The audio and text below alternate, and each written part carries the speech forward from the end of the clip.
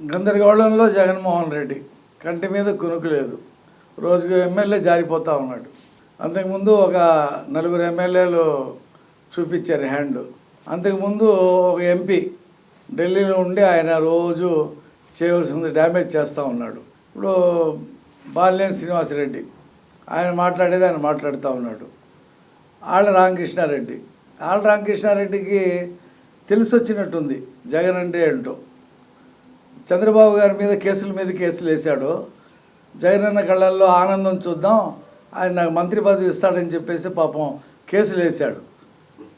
మంత్రి పదవి లేదు, ఏం లేదు. చివరికి రాజీనామా చేసి ఎమ్మెల్యేకి పార్టీకి కూడా రాజీనామా చేసి స్విచ్ ఆఫ్ చేసి ఎక్కడ ఉంటున్నాడో ఏంటో తెలియదు. ఇక మొత్తం 60 మంది ఉన్నారంట. ఈయన ఇప్పుడు మంత్రులనే మార్చేస్తూ ఉన్నాడు. వీళ్ళు గెలవరు, ఇంకో చోట పంపిస్తే గెలుస్తారేమో అని చెప్పేసి మంత్రుల్ని మార్చి నేను 11 మందిని అటు ఇటు మార్చాడు. మొత్తం 100 మందిని మారుస్తామంట. ఐపాక్ టీం చెప్పిందంట దాదాపు 140 మంది ఎమ్మెల్యేలు ఓడిపోయే పరిస్థితిలో ఉన్నారు.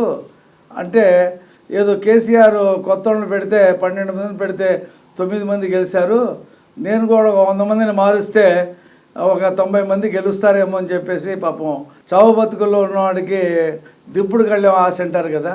అసలు జగన్మోహన్ రెడ్డి నిన్ను చూసే ఓటేయట్లేదా జనం వచ్చే ఎన్నికల్లో? నిన్ను మార్చాలనుకుంటున్నారు, నువ్వేంటో ఎమ్మెల్యేలు మారుస్తున్నావు. పాపం ఎమ్మెల్యేలకు ఏముంది, వాళ్ళకి ఏ రకమైనటువంటి నిధులు ఇవ్వలేదు, విధులు ఇవ్వలేదు. అంతా వాలంటీర్లతో గృహసారితో చేయిస్తూ ఉన్నావు. ఎమ్మెల్యేలు చేతకాని వాళ్ళు అయిపోయి మట్టి అమ్ముకోవటం, ఇసుక అమ్ముకోవటం చేస్తూ ఉన్నారు.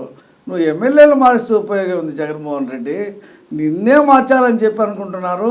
నువ్వు ఎన్ని మార్పులు చేసినా పులివెంతల్లో ఓడిపోబోతున్నావు.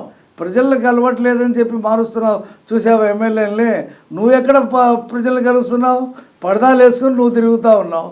పులివెందల్లోనే ప్రజలు నిన్ను మారుద్దాం అనుకుంటున్నారు. నువ్వు ఎన్ని ప్రయత్నాలు చేసినా వచ్చే ఎన్నికల్లో 10కి లోపే సింగిల్ డిజిట్ దాటది జగన్మోహన్ రెడ్డి. చూసుకో.